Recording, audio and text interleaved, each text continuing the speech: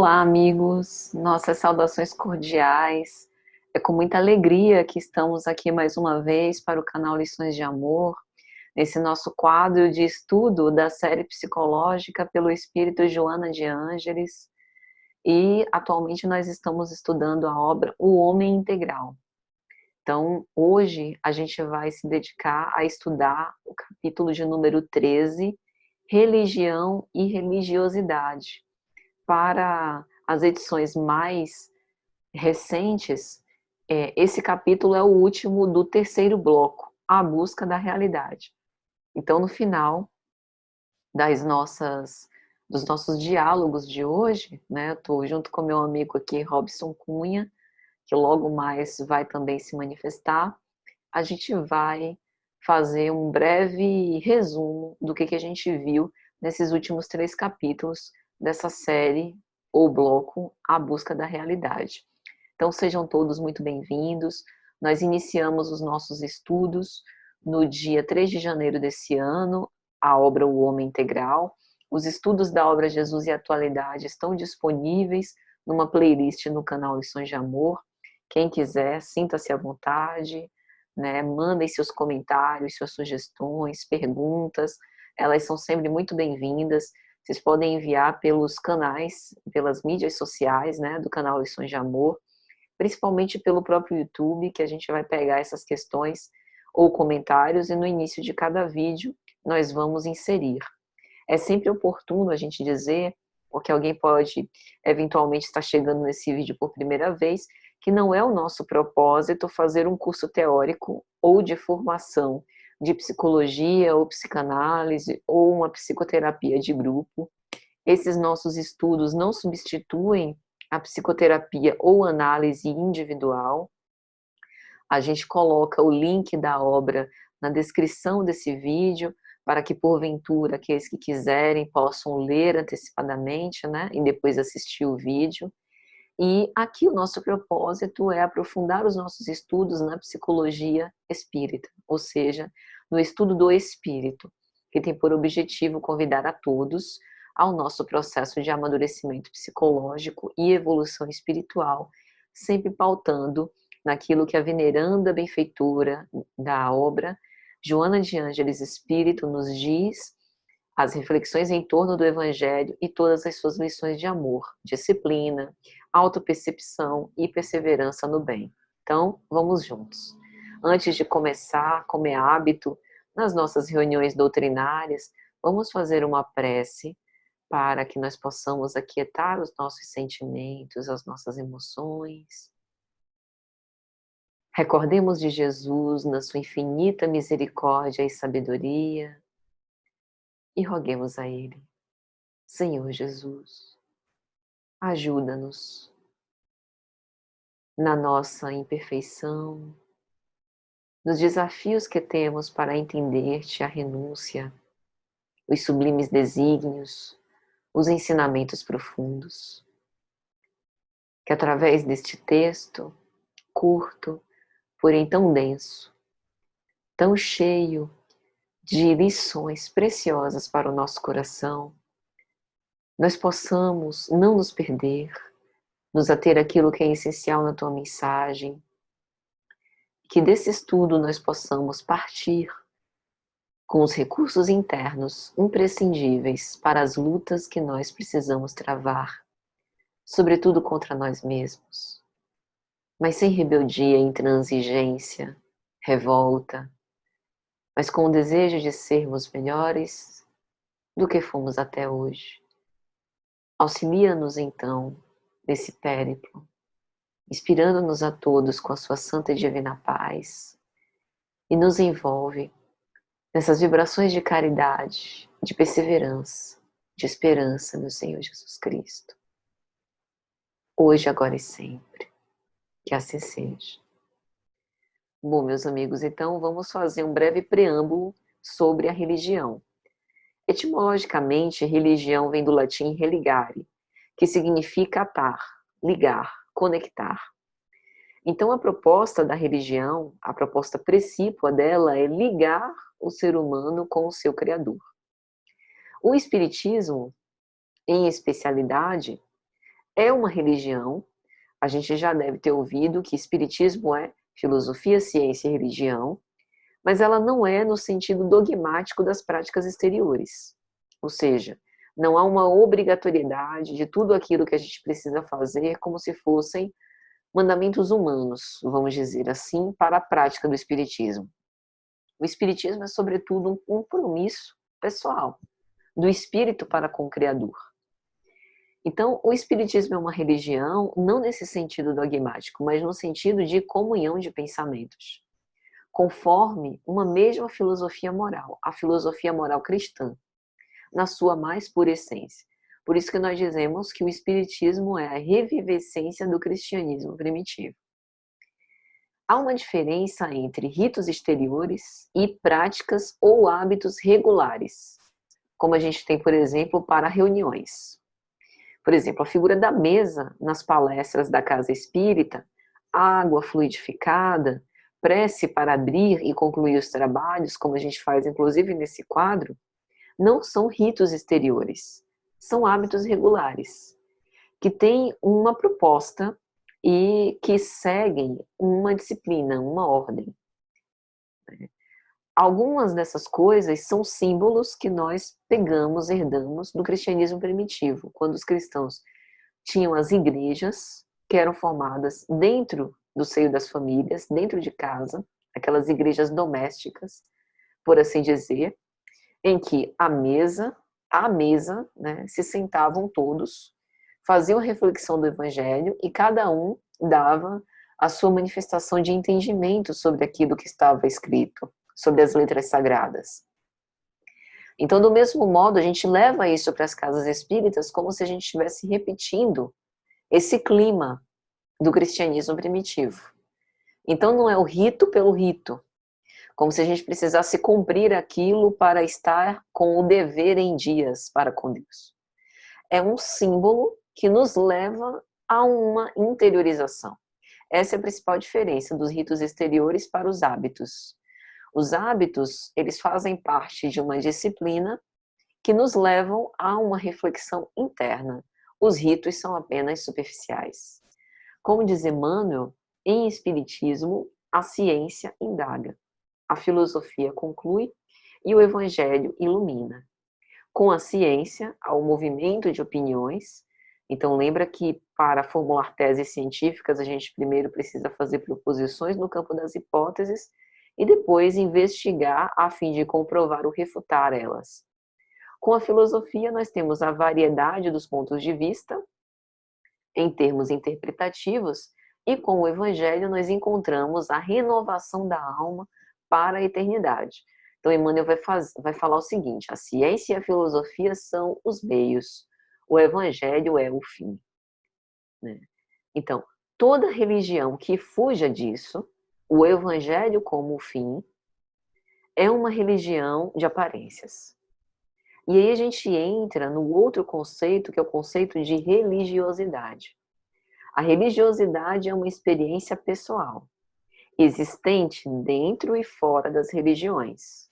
Então não há predileção, né? A religiosidade, ela se manifesta mesmo entre ateus, mesmo entre aqueles que não professam nenhuma fé. Joana vai dizer que nós, atualmente no século XXI, normalmente estamos mais preocupados em parecer do que efetivamente ser. Até por conta desse gozo escópico, dessa sociedade de aparências, em que a gente precisa ser visto para ser notado, para ser lembrado. Então ela faz uma manifestação, uma crítica em relação a isso. Ela diz: nós estamos dando origem a homens espelho, sem identidade própria. Tanto que ela vai colocar até uma expressão, que é a expressão do caleidoscópio, que é justamente, né, essa refração, reflexão das imagens dentro daqueles espelhos conjugados em que a gente, por vezes, se vê fragmentado como cópias no comportamento mesmista. Então, ela vai dizer que nós estamos nos convertendo em homens espelho porque a gente vai refletindo os modismos, as imposições, as opiniões alheias, essa falsa moral, né? Essa moral controversa, a gente acaba adotando um comportamento que não é autêntico, que é um comportamento neurotizante. E, nesse contexto, a vivência da religião não é uma vivência espiritual, como é da religiosidade. Porque a religiosidade vivida dentro de uma religião seria o objetivo alcançado, né? Então, por vezes, a gente adota uma fórmula religiosa sem necessariamente um correspondente emocional, sem autorrealização. Quantas vezes a gente vê pessoas, né, que expressam de forma maquinal as preces, sem necessariamente crerem naquelas palavras ou confiarem no poder, não das palavras, porque não há palavras mágicas, mas das emanações do pensamento e, sobretudo, da reverberação dos nossos sentimentos. Então, a manifestação da fé, ela necessariamente implica em meditação, reflexão, entrega, sem necessariamente precisar dispor de expressões ruidosas. Então, essa religiosidade, ela é quase sempre modesta, foge da apreciação das massas, silenciosa. Tem um ponto que Joana vai dizer o seguinte: desvelar os segredos da vida de ultratumba, demonstrar-lhe o prosseguimento das aspirações e valores humanos, ora noutra dimensão dentro da mesma realidade da vida, é a finalidade precípua da religião, ou seja, expandir o nosso entendimento com respeito à espiritualidade, né? E não ser algo coercitivo, que nos aprisione, né? Que nos detenha, mas pelo contrário, fomentar os nossos voos aos cimos do progresso. Então, a espiritualidade ou religiosidade liberta a consciência e nos ajuda a encontrar o céu ou o inferno aqui e agora. A espiritualidade, ela desperta. Enquanto existem muitas religiões, na espiritualidade ou na religiosidade há um sentido de unicidade. Então, a religião, ela é um conjunto específico de manifestações daquela fé. Mas a religiosidade, ela está presente em todos os crentes sinceros, independente da sua religião. A gente consegue ver isso muito claramente no culto ecumênico, né? Em que a gente tem ali diversas religiões diferentes, e é curioso como todas falam de Deus, mas de uma forma sui generis.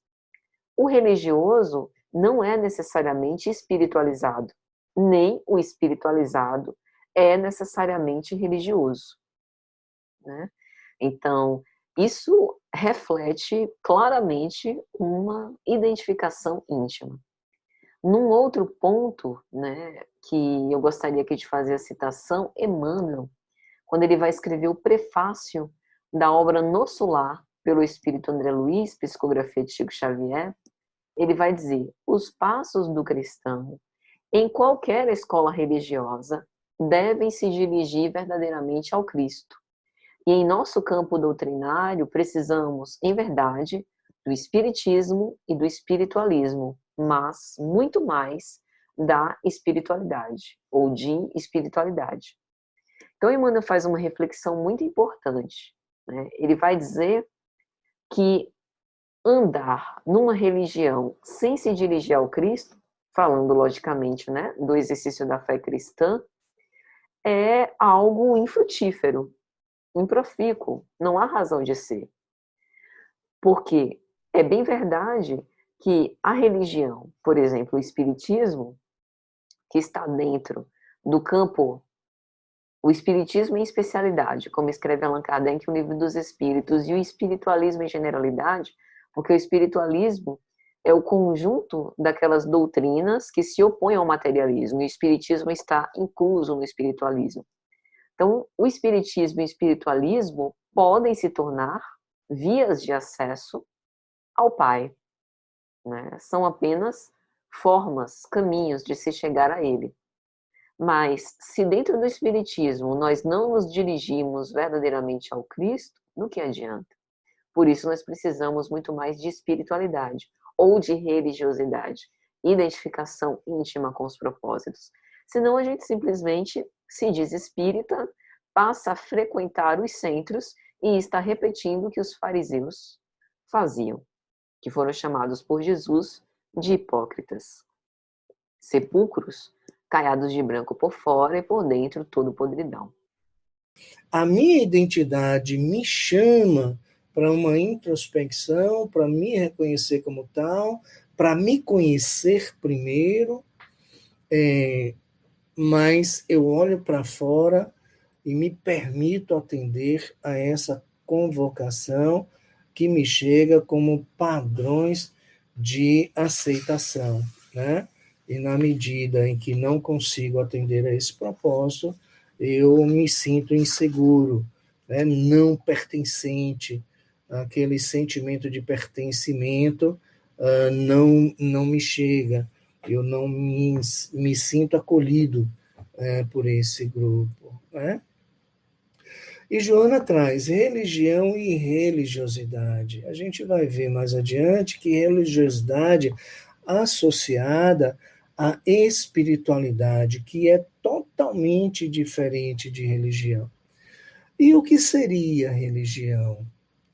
Para Joana de Ângeles pontua que a religião ela nos acompanha as diversas fases do desenvolvimento humano e do desenvolvimento da coletividade por uma memória atávica, né?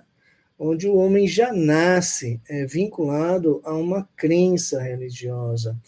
Essa vinculação primária, primitiva a uma crença religiosa, vem exatamente da alma, do espírito, que enquanto encarnado, vamos dizer assim, assume um medo do desconhecido e uma insegurança por se sentir abandonado a si mesmo, né? Então, observamos que a religião se desenvolve desde o momento primitivo, onde essa relação com a divindade se dava fundamentada em sacrifícios, porquanto a morte de animais eram oferecidas, né, a essa divindade, a esse Deus, como prova da vinculação, como prova da fidelidade, e essas oferendas eram feitas, na verdade, na expectativa de se fazer merecer a proteção, a assistência, e vai até os dias de hoje, no que nós chamamos de uma experiência metafísica, né? A religião, por si só, ela não é que não baste, mas ela não atende ao conclamo evolutivo, ao anseio espiritual da conexão com si mesmo, já que temos uma essência divina, que somos feitos à imagem e semelhança de Deus, né? Viemos de Deus e voltaremos, né, para esse Deus na plenitude, fruto do desenvolvimento do espírito nas suas diversas fases, né, reencarnatórias e também nos entrevidas, né? A religião propõe que o sujeito se adapte e que adote uma prática dentro de uma fórmula religiosa, mas sem, no entanto, haver a necessidade de uma conexão, de uma expressão verdadeira e profunda com algo sublime, né? Com uma divindade, com algo superior, né? Não precisa isso, basta somente rotular-se, basta somente vincular-se, atender a algum conjunto de requisitos, de padrões, que lhe assegurem, ainda que teoricamente, superficialmente, a salvação, e esse vínculo, né, espiritual já estaria sido estabelecido. Vai mais, para ficar bem claro, como se o ser humano deslocasse a fé em Deus e que para ele bastasse o rótulo, o título, ou então um vínculo externo com uma instituição qualquer fora dele, que não seu próprio templo, né? Enquanto sujeito e criatura de um Criador. Né? Então, é uma adesão a uma religião de fachada, a uma religião que apenas me recebe, impõe as suas regras, impõe obediência e desconsidera toda a essência, toda naturalidade, todos os conteúdos, até mesmo sombrios que ainda temos no ser humano. A experiência da religião não significa viver-se a experiência da religiosidade. Atrelar-se à religião e ter isso como foco, como objetivo, como propósito, declarar-se atendido na sua dimensão espiritual ao simplesmente agregar-se e vincular-se a uma determinada religião, não assegura essa conexão com o divino, né? Pelas vias da religiosidade, pelas vias da espiritualidade. Percebemos também, sob o escopo da religião, um consumismo religioso, né? Há uma contaminação capitalista também nesses rótulos religiosos, né? Não há uma necessidade de uma fé íntima, silenciosa, retraída, recolhida aos seus aposentos, numa conversa consigo mesmo. A religião promove a ideia de que a minha relação no trato da dimensão espiritual está sempre fora de mim. Eu preciso me deslocar e me movimentar em direção a um templo para buscar um Deus, né, que está lá ou que estaria lá. E que muitas vezes é diferente do templo vizinho, né? É um outro Deus, porque muitas vezes a religião diz a salvação está aqui, né? A salvação não está aí. E o nosso vizinho diz não, a salvação está aqui verdadeiramente, não está lá, né? Então, como se tivéssemos que nos movimentar a um espaço qualquer, a uma estrutura qualquer, a um ponto qualquer, fora de mim, para encontrar com esse Deus. A espiritualidade, a religiosidade, já nos suscita o oposto, né? Eu não me movimento em direção a um templo para buscar um Deus, senão levar o Deus que está em mim, né? Levar a minha essência divina a esse momento contemplativo e um momento de desenvolvimento da espiritualidade pelas vias coletivas. Porque esse desenvolvimento, essa relação espiritual, não passa unicamente pela introspecção ou pelo veio individual, né? Há uma necessidade, como todas as dimensões humanas, tem uma parte produzida no coletivo, na socialização, na congregação, né? Mas, assim, dessa forma, nós temos uma vida vazia de esperança, né? Porquanto nos entregamos, muitas vezes até remuneramos aquela entrega e esperamos, né, a contrapartida. Não é feito, não há conexão, não o retorno de bondade, de misericórdia, de assistência, de amparo, despretensioso, mas muitas vezes adquirido. Movidos à religião por uma espécie de medo de não ser salvo, né? A salvação está aqui, ou seja, a salvação está fora de você, não basta estar com você, você precisa se movimentar, levar o seu corpo, né, estar presente num espaço específico e seguindo, professando essa fé no conjunto dos seus dogmas e seguindo rigorosamente esses preceitos, o sujeito seria salvo, né? Isso nos remete também a perceber que a religião, ela retribui com uma aparência social, vamos dizer assim, né? Uma aparência social sem um correspondente vínculo emocional, né? É uma relação mais de aplacar o medo da incerteza, aplacar o medo da morte, aplacar o medo do devir, como se buscasse, atendendo aqueles dogmas, aquela construção, sermos validados pelo Deus, né?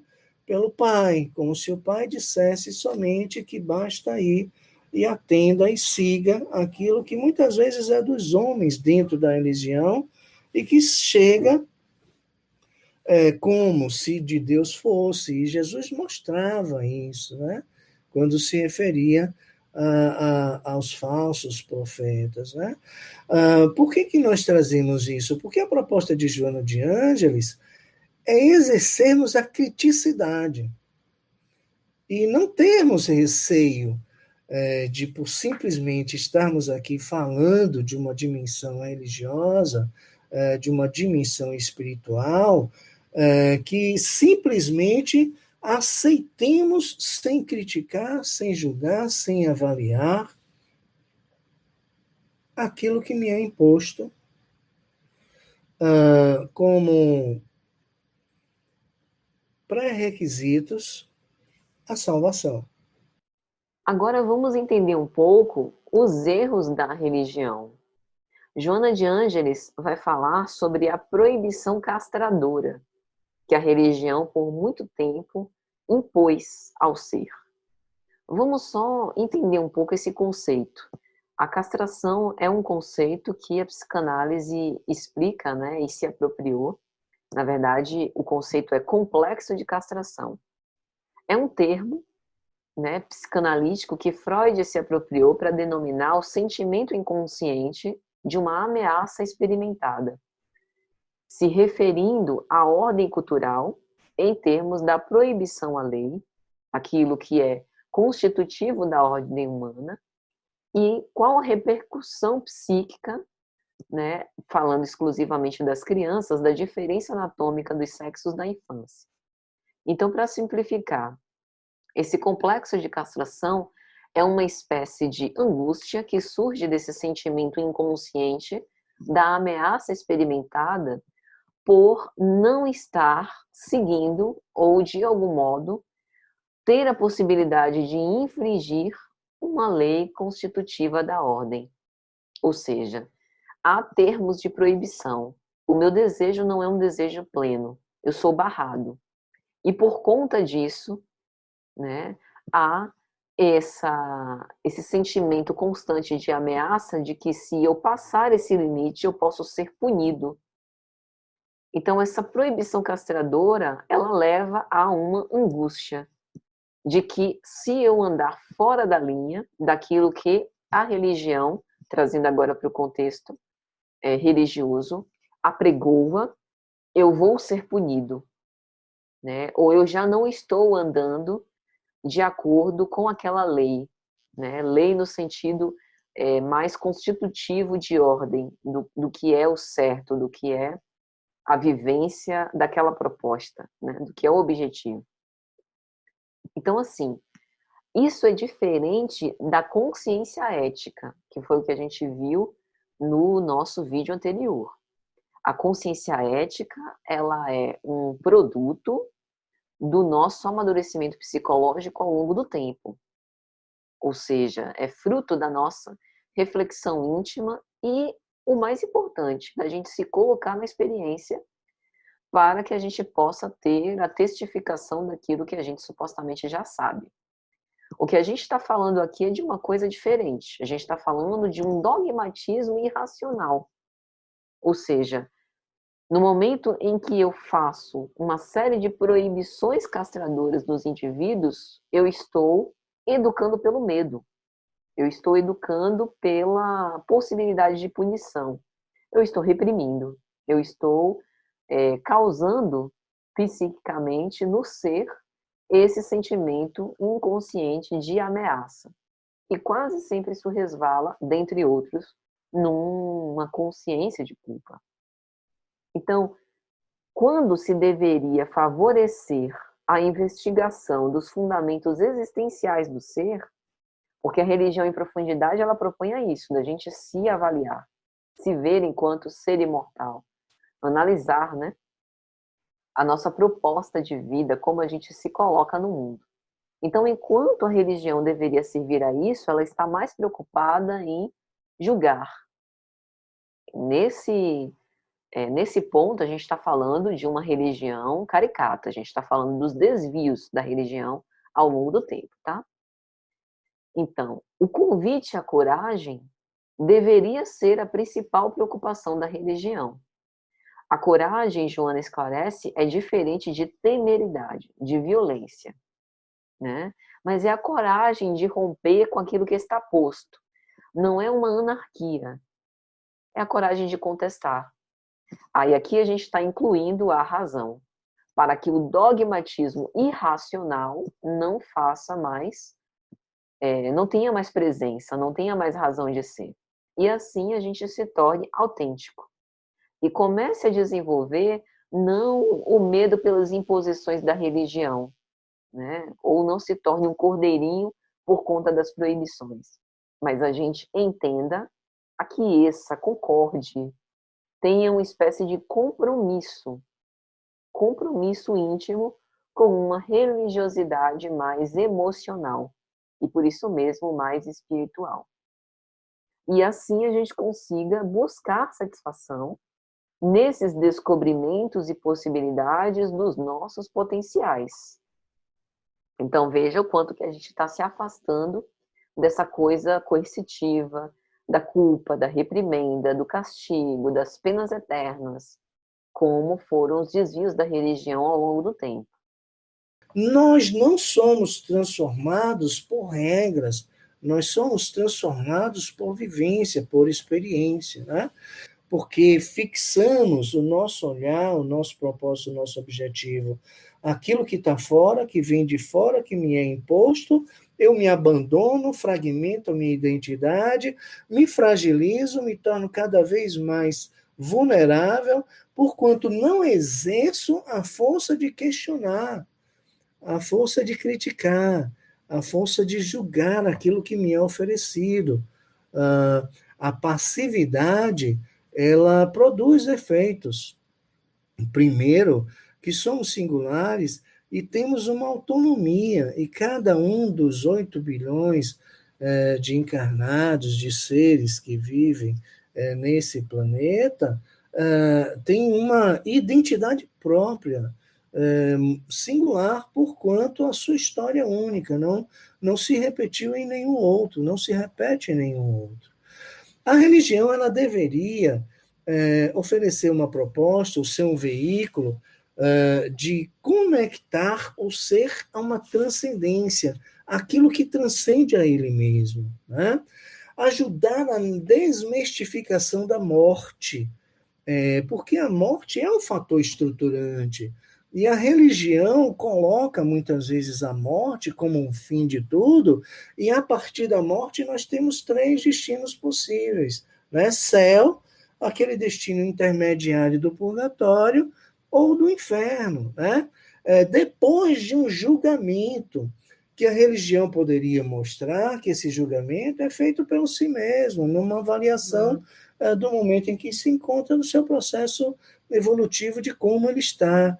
A religião também poderia desvelar os segredos da vida após a morte, né?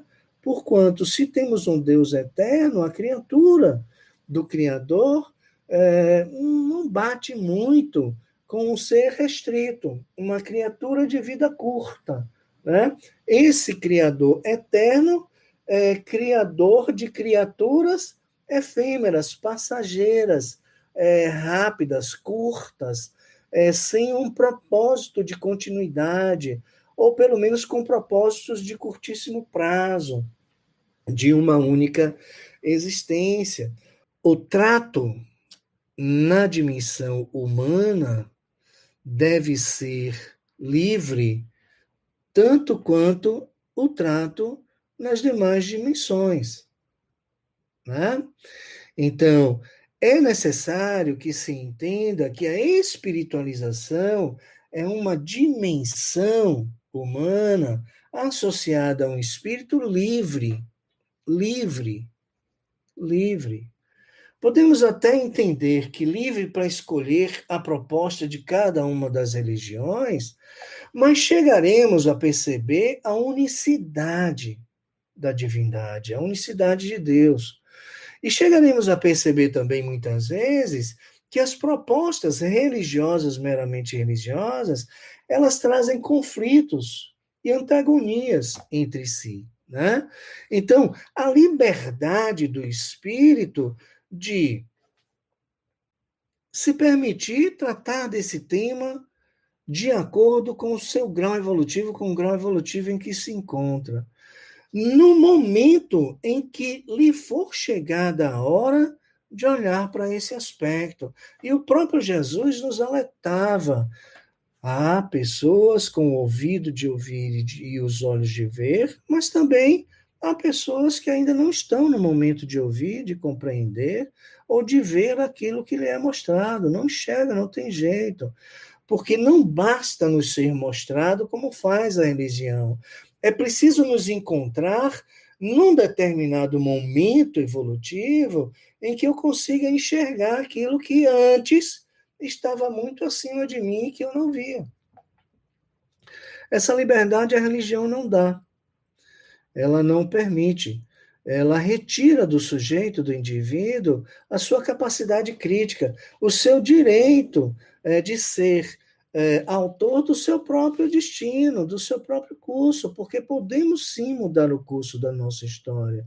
Não há determinismo, né? Mas a religião ela é colocada e oferecida de uma forma determinada, determinante.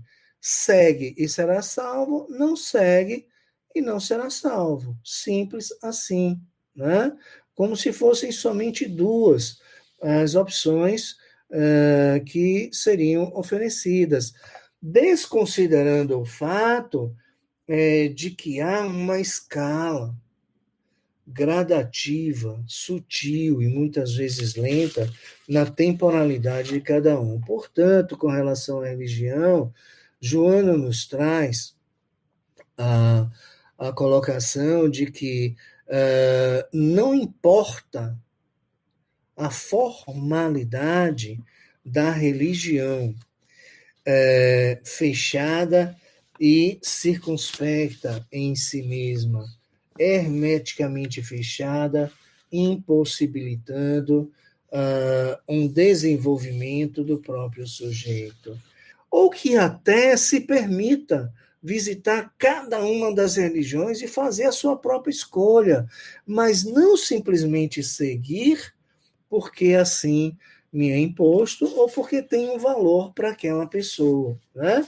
Mas por desenvolver o próprio espírito a partir do burilamento das vivências, as experiências que proporcionam dores, que afetam o espírito e que mostram, né? Ou que se imprime nele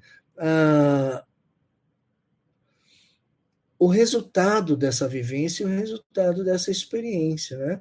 E a religião estaria associada também aos ensinamentos ou dogmas religiosos, rituais,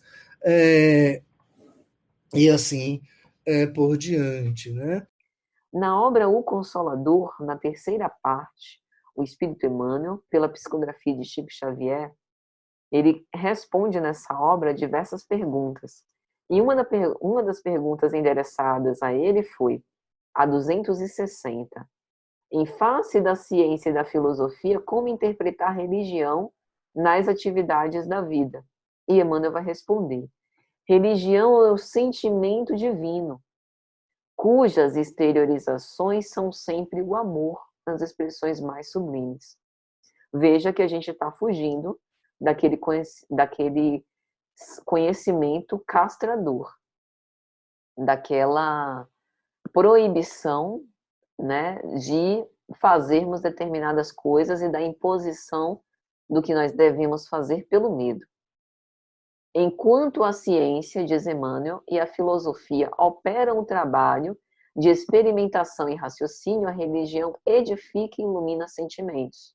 Então, a religião está muito mais próxima até da intuição, né? Enquanto a filosofia, entre aspas, né, se encarrega do campo das ideias, né, das questões existenciais, dos porquês da vida, a ciência vai atrás dos fatos, né, da apoteose da razão, e a religião edifica e ilumina sentimentos para que tudo isso consiga ter uma consonância. Então, a ciência e a filosofia se irmanam na sabedoria. A religião personifica o amor. Então, as duas se tornam asas que a alma humana, que fará com que a alma humana penetre um dia nos pórticos sagrados da espiritualidade. Então, a espiritualidade, ela necessariamente precisa também da instrução. Amai-vos e instruí-vos, disse o Espírito de verdade. Então, a religiosidade deve aproximar o indivíduo de Deus, como diz Joana, libertando ele da ansiedade, da solidão, do medo, do abandono, do desamor, impregnando a vida de esperança e de fé. Isso é alcançado pelos sentimentos. Até o ponto, como Joana de Ângeles bem nos lembra, da gente chegar como o apóstolo Paulo, na sua epístola aos Gálatas, capítulo 2, versículo 20. Fui crucificado com o Cristo. Assim já não sou eu quem vive, mas o Cristo que vive em mim. A vida que agora vivo no corpo, vivo-a pela fé no Filho de Deus, que me amou e se entregou por mim. Então, em geral, o ser humano tem uma personalidade conflitante, um jogo de interesses, uma disputa de ambições, né? E essa personalidade conflitante, ela, digamos assim, passa mesmo por essa fase de amadurecimento psicológico para o desenvolvimento da sua religiosidade. Tanto é que esse jogo de interesses, essa disputa de ambições, acaba demonstrando, né, a nossa personalidade conflitante. E o próprio grupo social rejeita, por saber que aquele que faz esse esforço inaudito por ser aceito é, na verdade, inautêntico. Mas mesmo que o rejeite, o aplaude, porque não incomodam seus membros e se fazem mesmistas, iguais, despersonalizados, desestruturados. Ou seja, o fato da gente ser aceito no sentido de ser aplaudido não deve ser uma métrica que a gente está no caminho certo. A métrica para que a gente saiba que está no caminho certo é o nosso sentimento de religiosidade, a nossa identificação íntima. É uma certeza que está dentro, no imo do ser. Então a gente não precisa se preocupar, ou não deveria se preocupar demasiadamente com a apreciação dos outros, enquanto a religiosidade é uma convicção íntima. Então, o desafio do homem em busca da sua integralidade é tal que deve apontar para a consciência objetiva, a coragem ética de ser autêntico, né, e bancar isso, vencendo o atavismo ancestral de crenças religiosas, desde as suas manifestações mais primárias, como Joana lembra, né, dos sacrifícios humanos, até as expressões metafísicas. Nesse ponto, Cristo nos advertiu, lá em Mateus capítulo 9, versículo 13. Ide, porém, e aprendei o que significa misericórdia quero e não sacrifício. Porque eu não vim a chamar os justos, mas os pecadores ao arrependimento. Essa menção do Cristo é uma referência ao Antigo Testamento, ao primeiro livro de Samuel, capítulo 15, versículo 22. Quando Samuel disse: tem porventura o Senhor tanto prazer em holocaustos e sacrifícios, como em quem se obedeça a sua palavra? Eis que obedecer é melhor do que sacrificar, e o atender melhor é do que a gordura dos carneiros. Então aqui Samuel lembra que Deus não se compraz com os sacrifícios da sua criação, sejam cordeiros, humanos, ou seja lá o que for. Por isso Jesus faz essa ênfase, misericórdia quero e não sacrifício. Porque o sacrifício dos animais, por muito tempo, ao longo das religiões, foi utilizado como uma forma de louvor. Jesus propõe um louvor intangível, imanente, né, que está dentro. Então, obedecer é melhor do que sacrificar, mas é muito mais difícil. A gente tem aquela mensagem, né, de obediência e resignação em O Evangelho segundo o Espiritismo, né? Obediência é o consentimento da razão, resignação é o consentimento do coração. Então, o consentimento da razão passa por uma decisão.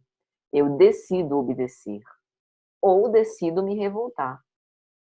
Então, sempre está nas nossas mãos. Por isso que a misericórdia, olha que coisa interessante, ela passa também por decidir ter misericórdia. A gente acha que a misericórdia é um estado, né, um sentimento elevado que a gente só vai atingir quando a gente for muito evoluído. E na realidade não é bem assim que funciona. Então Joana nos propõe desenvolver o germe da religiosidade através do culto à arte, à ciência, à filosofia e à própria religião. Essa conexão com a nossa força criadora, com essa energia vitalizadora, né? Sem convencionalismos ou conveniências, com coragem de assumir as nossas próprias convicções e com novas expressões de fé e de consolação, sem alienação. Ou seja, fugindo também do fanatismo, buscando sempre a apreciação de tudo isso, né, de acordo com aquilo que a nossa razão já consegue entender, andando lado a lado com a ciência. Como Kardec propõe o Evangelho segundo o Espiritismo, a aliança entre a ciência e a religião. Importa a religiosidade que aproxima o indivíduo de Deus, né? Mas que aproxima com naturalidade, mas não por regras e imposições, né? É o interrelacionamento com Deus que planifica, que liberta da ansiedade, do sentimento de solidão e do medo. Porque uma vez conectado, uma vez implicado nessa relação espiritual, simplesmente a preocupação com o futuro ou o medo deixa de existir. Principalmente o medo de não ser salvo, porque o sujeito, na religiosidade, no desenvolvimento da espiritualidade, se entende imperfeito em processo de aperfeiçoamento. Então, aquilo que, para o sujeito que desenvolve e que olha a relação com Deus pelo olhar da espiritualização, ele entende que a transcendência, que a evolução, que a transformação, a plenitude, a liberdade verdadeira, a liberdade do espírito, passa inexoravelmente pelo aprendizado com a própria vida, com o próprio viver, né? O indivíduo que olha, não pela perspectiva da religião, mas pela perspectiva da religiosidade, ele se sente impregnado de fé, de esperança e de alegria, a alegria do ser sereno, do ser que confia, não que confia cegamente por se entregar a um outro, confia porque entende que é da natureza humana seguir rumo ao bem, rumo à própria libertação. A proposta evolutiva de Joana de Ângeles nos revela que é necessária uma criticidade, como a doutrina espírita nos traz, que a fé é aquela que pode ser testada e enfrentada em qualquer condição. Né? É uma fé pautada na ciência. E vamos entender aqui que ciência e espiritualidade não são opostas, não são conflitantes, né? É uma coisa só. Hoje, a ciência explica a espiritualidade. Joana de Ângeles faz uma citação super interessante. Afirmou um monge medieval que todo aquele que vive morrendo, quando morre, não morre. Falando sobre a religião preparar também para o passamento, para que a gente possa abrir os nossos olhos para a realidade espiritual e não necessariamente achar que morreu, acabou, morreu, vai para o inferno, morreu, vai para o céu, morreu, vai esperar no purgatório. A religião também deve nos ajudar a nos desapegar, nos despojar das nossas ilusões e nos libertar. Às vezes a gente ouve com muita frequência que esse desapego diz respeito a isso aqui, coisas materiais. Ah, eu sou super desapegada do meu celular. Eu posso passar um dia inteiro sem olhar para ele, né? E no dia seguinte eu pego tranquilamente, sem aquele afã, sem aquela ansiedade, né? Eu posso vender as coisas que eu tenho, vender meu carro, morar numa casa mais simples. Eu sou super desapegada, né? Eu posso até dar do que tem no meu próprio prato para os outros. Mas o desapego não diz respeito apenas a isso. Desapego diz respeito a tudo de ordem material, é verdade. Mas isso não é a totalidade das coisas do mundo material. Quando eu tenho apego à minha verdade, à minha opinião, à minha vontade, eu sou apegada a uma coisa do mundo material. Por quê? Porque a minha personalidade é material. Como assim? Patrícia tem uma certidão de nascimento. Ela tem uma data de nascimento. E ela também vai ter um obituário, vai ter uma certidão de morte, vai ter um atestado de óbito. Então, eu tenho uma data de nascimento, como Patrícia, e uma data de morte. Isso significa que a minha personalidade Patrícia é finita. A gente até pode dizer, né? Ah, mas Patrícia escreveu livros. Patrícia fez palestras, e isso está na internet. É eterno. Mas a personalidade deixou de existir. Então, quando eu me apego às minhas convicções e às minhas vontades, é como se eu estivesse enraizando Patrícia como algo de suma importância e vitalizando isso com muita força, a ponto de que, se eu for contrariada, isso me desestrutura. Mas eu não sou espírito imortal? A opinião que eu tenho hoje, amanhã eu posso modificar. A experiência pode me levar a isso, mais estudo e mais conhecimento pode me levar a isso, a maleabilidade e a flexibilidade pode me levar a isso. Isso é desapego. Porque ainda é uma má tendência que eu tenho. Isso só para citar um exemplo, né? Então, é importante que a gente abra as nossas percepções com respeito ao que é transitório, sob o ponto de vista finito material. Joana de Ângeles ainda vai dizer que a religiosidade é uma conquista que ultrapassa a adoção de uma religião. É uma realização interior lúcida, que independe de formalismo, mas que apenas se consegue através da coragem do homem emergir da rotina e encontrar a própria identidade. Então, isso é super interessante. O exercício da consciência, dos recursos da consciência, da diferença em sermos seres conscientes, que me exige que não delegue o meu destino a nenhuma regra, a nenhum padrão, né? Senão aqueles ou aquelas regras aprovadas depois da minha crítica, serena, amorosa, racional, mas espiritual, né? Então Joanas propõe a coragem para romper com essa tradição, né? De encontrar uma forma mais perfeita de identificação com a própria consciência, de romper com a tradição, de rebelar-se contra essa mãe religião que nos é oferecida, como se mãe fosse, libertarmos-nos da fórmula, tornarmos-nos autênticos porque somos, promovemos a análise do conteúdo das religiões que nos são oferecidas, uma análise lógica fundada na racionalidade de suas teses e de suas propostas, né? Com o valor de enfrentar não somente aquela proposta que me é trazida, mas enfrentar a mim mesmo, né?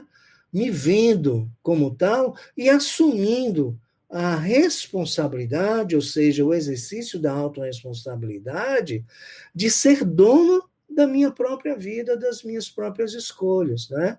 Num racionalismo criativo. Os efeitos dessa coragem nos permite preservar a liberdade íntima do homem perante a vida, facultar-nos um incessante crescimento. A transgressão nos permite capacitar-nos a distinguir o que acreditamos, por que acreditamos, no que acreditamos. Isso é uma questão nossa. Esse acreditar só será válido, proveitoso para fins evolutivos do próprio espírito, se for trazido e construído por mim mesmo, sustentando-me nas minhas forças, né?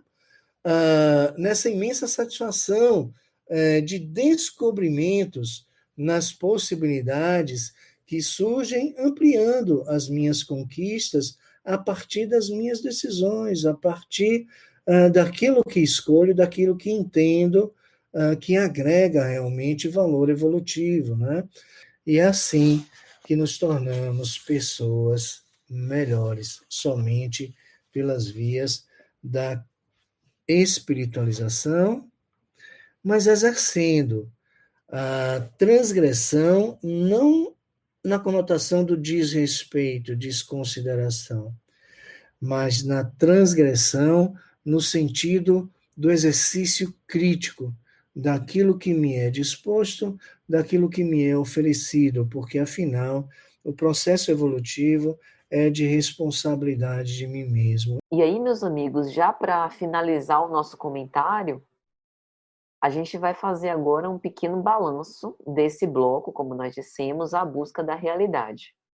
Nesse bloco, a gente tem 3 capítulos que nós vimos: Autodescobrimento, capítulo 11, Consciência Ética, capítulo 12, e Religião e Religiosidade, capítulo 13.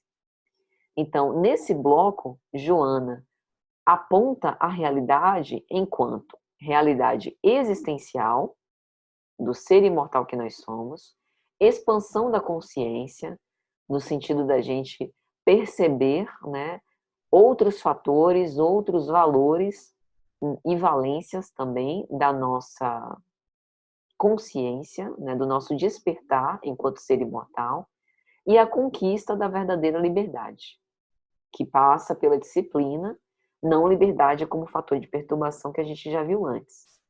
Então, no capítulo dedicado ao autodescobrimento, a gente viu que a função do autodescobrimento é a gente despertar os potenciais que nos dormem no íntimo. E isso de forma recorrente, sustentando e desenvolvendo os valores éticos morais pela perseverança. O autodescobrimento também nos faculta ter coragem para nos decifrarmos, nos entendermos e assim podermos nos modificar. E a partir disso tomarmos uma decisão de amar, né? E também o culto à verdade. No capítulo de consciência ética, a gente teve uma reflexão de que a consciência ética faz parte de um amadurecimento psicológico. Então, é uma ação bem direcionada, sem esmorecer ou desistir. E a gente viu que um dos desafios mais importantes dessa expansão da consciência ética, ou do seu desenvolvimento, vamos dizer assim, é não desprezar a si mesmo e os seus processos. Ou seja, não manter para conosco uma reação de ódio, de ressentimento pela vida ou pela humanidade, sem mortificar o nosso corpo, instaurando flagelos psíquicos, e fazendo isso muitas vezes como uma forma de descontar, digamos assim, porque a gente tem possibilidade de flagelar a própria sociedade.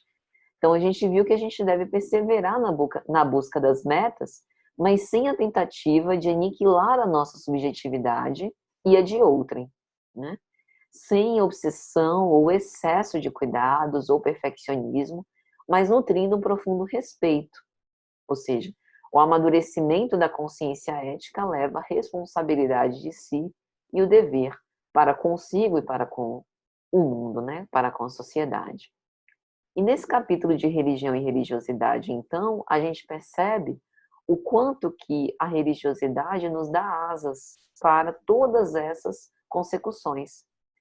Porque ao desenvolver o germe da religiosidade, a gente faz uma conexão com a nossa força criadora, com a nossa energia vitalizadora, sem convencionalismo e conveniência, mas com a coragem de assumir as nossas próprias convicções, né? Com novas expressões de fé e de consolação, sem necessariamente ter uma visão alienada.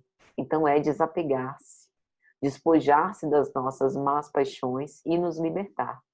Com isso, a gente consegue definitivamente fazer uma efetiva busca da realidade, essa realidade existencial que nós já conhecemos. E assim a gente conclui esse capítulo 3, lembrando que Joana trouxe no primeiro subtema desse capítulo o autodescobrimento, no segundo subtema a ética, né, associada à beleza do humano num processo de evolução, e o autodescobrimento que muito encontra consonância, por isso que está no mesmo capítulo, o autodescobrimento a partir da minha relação com a religião, a partir da minha relação com a espiritualização.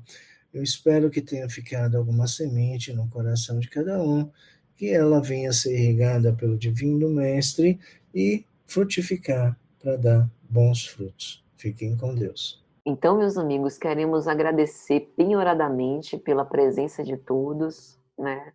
Muito obrigada pelos comentários que vocês sempre mandam, pelos encorajamentos, pelos elogios.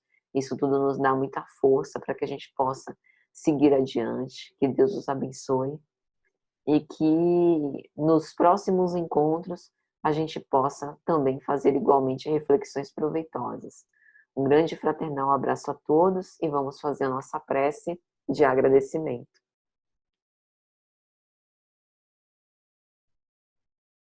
Senhor Jesus, queremos agradecer-vos por essa oportunidade de seguir os teus ensinos, de fazer alguns raciocínios em torno do teu evangelho, em torno da tua proposta de iluminação interior. Que nós possamos sempre, Senhor, ter humildade suficiente para reconhecer o quanto ainda não sabemos, mas também identificar as conquistas que já possuímos e ter com base nelas a esperança para que possamos seguir adiante, com fé, perseverança e caridade. Que o Senhor nos abençoe, nos proteja, nos encoraje, nos ilumine, nos envolva na sua santa e divina paz, hoje, agora e sempre. Que assim seja. Um grande abraço então, meus amigos, e até a próxima.